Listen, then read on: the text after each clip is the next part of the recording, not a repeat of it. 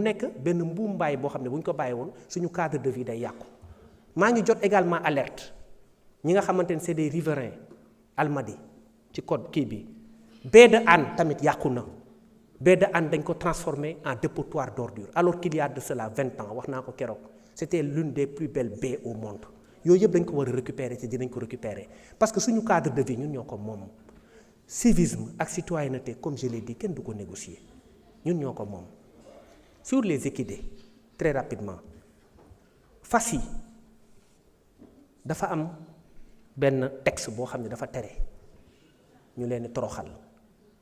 ça résulte du code des contraventions fas dafa noble. Gandhi doon na wax ni doyen Alla Kane maa ngi lay gërëm di la sant ci remerciement yi c'est Gandhi qui disait que la grandeur d'un peuple se mesure à l'affect dont les populations ont véritablement pour les animaux. Gis nga bàyyi ma dafa noble waruñu jàpp fas di ko toroxal parce que fas dafa noble même alxuraan da ko tagg pourquoi ñu war a bàyyi yenn pratiques yi parce que fas dafa am bakkan nga jël charrette di ko yen ba mu fees ba fas bi di daanu du yoon. ñu war a bàyyi également de la même manière divagation d'animaux yi am na ku ko wax loolu aussi c'est le code des contraventions qui l'interdit.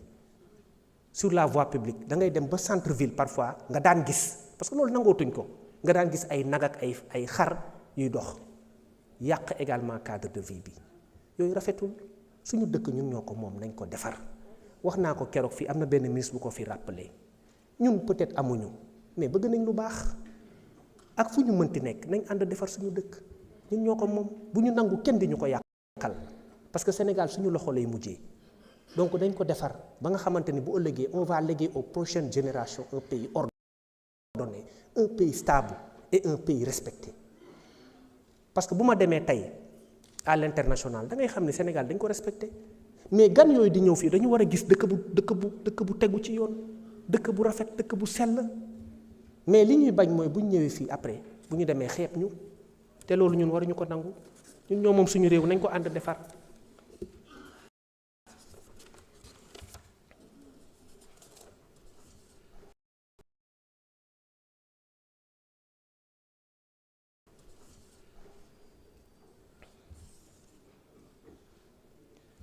Sur les questions de fraude documentaire am na ku ko fi wax il a raison fraude documentaire dafa nekk une atteinte à l'identité sénégalaise te loolu aussi effectivement am na ci ay cas de fraude mais ñi nga xamante ni dañu détenir ay pièces yoo xamante ni on considère que c'est du faux nañu xam ni ils sont en danger parce que y a une infraction qu'on appelle l'usage de faux kooku du presque c'est jamais prescrit tant que yaa ngi utiliser document bi rek mën nañ la jàpp teg loxo donc maa ngi woo maire yi collectivités locales yi maa ngi leen di woo ci ñu gën a vigilant maire yi en tout cas xam dañuy délivrer actes yi ñu gën a vigilant dans le cadre de la délivrance des actes te aussi tamit am na benn aspect boo xamante ni man rafetlu wu ma ko te loolu aussi dinañ ci taxaw mooy ay sant ak yooyu Sénégal benn lañ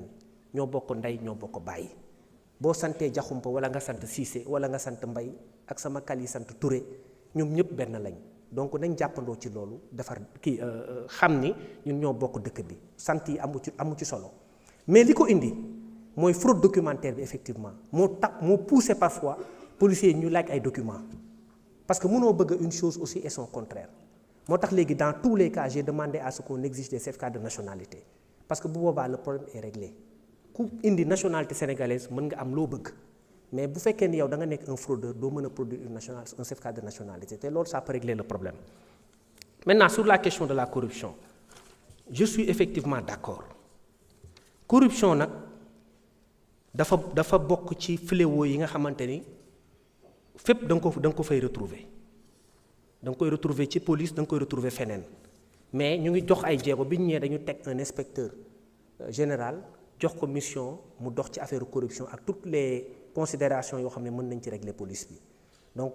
ak benn brigade prévôtale boo xam ne dañ ko mettre en place pour régler les questions de corruption loolu à ce niveau là vraiment ñu ciy dox ay jéego mais dina am na sax ay condamnation suñu biir mais am na loo xam ne ci sutura la doo ñëw condamné nit ba pare jaay ko ci mbedd bi ne dañ ko kii parce que bu ñu ko condamné ba pare doy na sëkk donc loolu lañ jàpp, mais rassurez-vous, la question de la corruption est actuellement prise en charge par la police.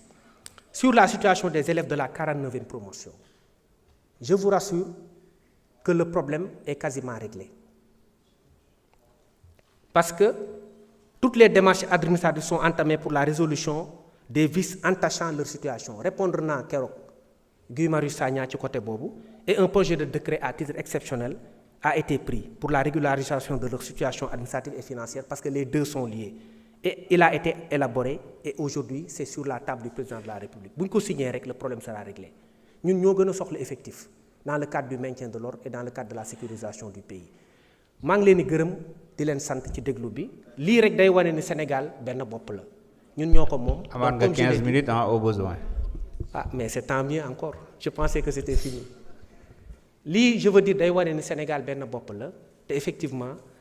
ñun ñoo ko moom te incha allah dinañ ko defar. am na benn député El Hadj Diop bu ma laaj ci construction caserne sapeur-pompier à Malem Hodar. loolu dafa dugg ci mise en œuvre agenda national de transformation Sénégal 2050. L'État a projeté la construction de 186 casernes de sapeurs, dont 86 pour la période 2026-2030. Keroog dem naa inauguré caserne de Goudiri. Quelque chose qui a été très bien accueilli par les populations te incha allah dinañ continuer parce que am na yeneen caserne yu ñu war a ubbi à Nioro, à Diamniadio, à Ndiaganiao, à Daara Jolof, et ces casernes seront inaugurées entre 2025 et juillet 2026. Caserne Kédougou ak Sokone réclamé nañ ko fi, effectivement c'est vrai te li député Mbaye Dione wax dëgg la, dafa am zone yoo xamante ni amul presque dara, mais dans le maillage territorial, c'est-à-dire que bi ñuy créer loolu comme région, yenn région yi peut-être on a mis les charrues avant les bœufs, loolu c'était avant nous. Donc loolu moo tax parfois dañuy am problème pour alimenter ko, parce que c'est un peu, excusez-moi, mais dafa am benn genre kii politique boo xam ne moo ko jiitu, ñu ne dañuy ériger tel en région ba pare doo ko accompagner d'infrastructures nécessaires, alors qu'on devait d'abord créer les infrastructures avant de créer les régions. C'est ce qui a fait effectivement ce déséquilibre-là qui a été noté. Pour les constructions et les réhabilitations de bâtiments, l'essentiel des bâtiments abritant les services de logement de circonscription administrative se trouve dans un état de délabrement avancé. De ce point de vue, on est d'accord, et notre position de principe, c'est qu'il faille effectivement procéder à la rénovation de tous ces bâtiments. Et pour 2026, notre ministère va achever les travaux de la préfecture de Kaolack. Les travaux ont démarré, et la préfecture de Bignona et les sous-préfectures de Rao et de Fissel. Pour l'instant, c'est ce qui a été démarré. Maintenant, pour régler la question de la vétusté définitivement, le ministère a élaboré un nouveau projet qui a été maturé avec les services du ministère de l'économie et du plan. Ce projet qui va démarrer en 2026 pour un coût de 67 milliards va ouvrir toutes les localités du Sénégal, 14 régions, 46 départements et 127 arrondissements. Donc loolu ñun suñu yitte la, dañu bëgg a defar circonscription yi, nu mu tudd préfecture yi, gouvernance yi ak sous-préfecture yi. Parce que ñoom aussi bu dee gouverneur, c'est le représentant du président de la République dans les régions. te ñu ngi def liggéey aussi bu mucc ayib. C'est pourquoi dama ciy profiter également pour féliciter William Manel, qui est le directeur général de l'administration territoriale, qui fait un excellent boulot avec les gouverneurs, les préfets et les sous-préfets. Ñooñu dañu soxla les moyens pour exercer leur office, parce que seen métier dafa noble. De la même manière que je l'ai dit avec les forces de défense et de sécurité, saa yu ma demee ci benn opération combinée police gendarmerie ay 3 heures du matin dama leen wax ni nit ñee ngi nelaw mais ñun ñu ngi liggéey. moo tax les forces de défense et de sécurité méritent tous les salaires du monde. lu ñu leen defal nañ ko xeeb, parce que c'est des gens qui sont des nobles. Policiers yi dañ leen war a jàppale, gendarmes yi dañ leen war a jàppale, parce que lu ñuy def ci liggéey dafa mucc ayib. Et donc loolu moo tax man j'estime que mon département pourrait être même beaucoup plus pourvu en matériel et également en moyens pour leur permettre d'exercer leur métier. Parce que dara gënul noble ñëpp di nelaw nga taxaw di assurer leur sécurité, que ce soit des moyens mobiles ou des moyens matériels. Si wàllu tenue aussi wax nañ dëgg, tenue dafa bokk ci li tax nit ñu lay respecter. Comme li may wax loolu laajul moyens yu bari, li may wax cet ak defar mën na ànd ak sax ñàkk wala tuuti ñàkk. Aïssata xam na ko, ñun dañu bëgg bu ñuy plaider comme avocat rabat bi dañuy bëgg fóot ko ba mu set mu weex tàll di briller ñu taxaw comme li ñuy policier di wax dans leur jargon être en tenue correcte parce que loolu mooy tax ñu respecter la. moo tax benn jour dama woo DGPN bi ma ñëwee directeur général de la police nationale di profiter également di ko féliciter pour l'excellent travail qu'il fait ku baax la. ma ñëw ma ne ko mais DGPN policier du ngeen defal ay cravate mu ne ma mais monsieur le ministre cravate dafa tàng ma ne ko waa sedd bi nag ngeen defal ay cravate parce que man mënuma imaginer par exemple alkaati bu taxaw di tux rafetul parce que kilifa la alkaati dafa noble da ngay gis boo demee ay yenn dëkk yi nga gis alkaati yi man bu ma gisee alkaati bu sol lu rafet dama koy respecter dama koy bëgg sama xol day sedd donc yooyu yëpp c'est des choses yoo xam ne ça participe à la citoyenneté te pourtant laaju moyens yu bari donc loolu laay wax rek tout le temps nañu xool lépp li nga xamante ni mën na relever suñu prestige en tant que pays parce que Sénégal pays leader la et man maa leen ko waxan de tout temps Sénégal pays leader la boo demee ci yeneen dëkk nga koy xam sénégalais dañ leen respecté boo demee Côte d'Ivoire ñu ne le sénégalais a du talent ñu ne sénégalais bu waxee rek da lay convaincre parce que sénégalais dafa am lu yàlla def ci moom donc loolu dafa war a feeñ suñu dëkk keroog cité naa ay pays yoo xam ne tey dañu xaw a raw ci benn côté mais loolu ñun buñ ko nangu le gap dañ koy rattraper te mën nañ ko te on le fera rapidement dëkk bi dina tegu ci yoon dina baax ba pare lépp dox incha allah yéen ñëpp ci mën a jàpp j'en appelle à la citoyenneté de tout le monde j'en appelle à tous les patriotes tous les républicains, tous qui aiment ce pays, pour qu'on fasse du Sénégal un très grand pays. Et on est en voie de le faire, sous la haute direction de M. le Président de la République et de son Premier ministre. Parce que c'est des patriotes qui sont venus, pour ne pas se focaliser sur les prochaines élections, mais sur les prochaines générations. Et ça, ils l'incarnent, ils le vivent tous les jours. Moi qui suis au contact de ces deux personnes, moi je sais et je suis persuadé que ce sont de vrais leaders. Pour la première fois, le Sénégal a une chance historique de réussir un bond qualitatif. Parce qu'il y a des gens qui sont animés par l'intention d'en faire un grand pays. Et là, c'est à nous de les accompagner. C'est aux citoyens lambda de les accompagner. Les étudiants, les ambulants, les écoliers,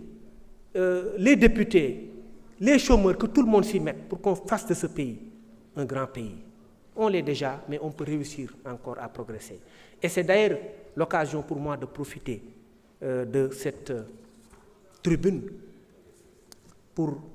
féliciter des patriotes,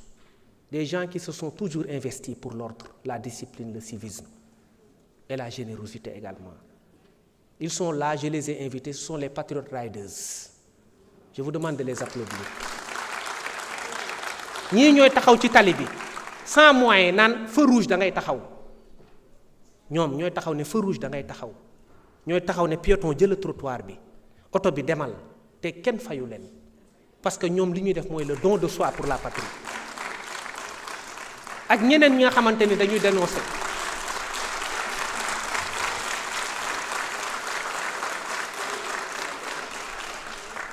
ak ñeneen ñi nga xam ne dañuy dénoncer également certaines situations. On reçoit tout le temps les dénonciations. Nous invitons les Sénégalais à dénoncer davantage parce que nous sommes un pays boo xamante ni nous sommes habitués à ça nañu di dénoncer parce que loolu c'est positif, ça nous aide nañu di critiquer. Ministère de l'Intérieur bu ñu xamee ni lii mi ngi koy def d'accord, on prend les critiques comme positives parce que c'est important nañu nangu du haut de notre piédestal de subir des attaques loolu amul benn problème mais l'essentiel c'est qu'on progresse et qu'on avance loolu rek moo am solo ci àdduna moo tax ma leen di féliciter également ñi nga xamante ni ils sont dans les pages di dénoncer naan fii nii la mel fii nii la mel fii nii la mel parce que loolu moo ñuy permettre aussi d'être réactif ñoom ñi sama équipe xam nañ ko à chaque fois bu dara amee dama leen di alerter ne leen def leen lii pour ñu remettre un peu les choses à l'endroit. Pour terminer, je vais juste parler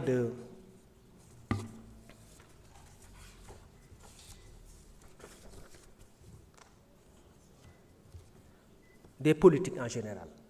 Moi, je suis le ministre du culte. moo tax maa ngi nuyu kilifa diine yi demoon naa Touba ci sama sëriñ Sëñ Muntaxa yàlla na fi yàgg lool te wér sëñ Mbaye Sy Mansour day seeti naa ko ak xalifa yépp seeti naa leen di leen ziyaare bu baax parce que man seen doom laa seen surga laa te incha allah je serai dinaa topp seeni tànk te dinaa jàppale le culte parce que loolu aussi ci sama domaine la bokk. politique yi wax naa leen foo leen mënti nekk mes portes vous seront grandement ouvertes que vous soyez de l'opposition ou du pouvoir en place am na ku ko wax fii man je suis le ministre de la République je suis un ministre de la République je suis le ministre de l'Intérieur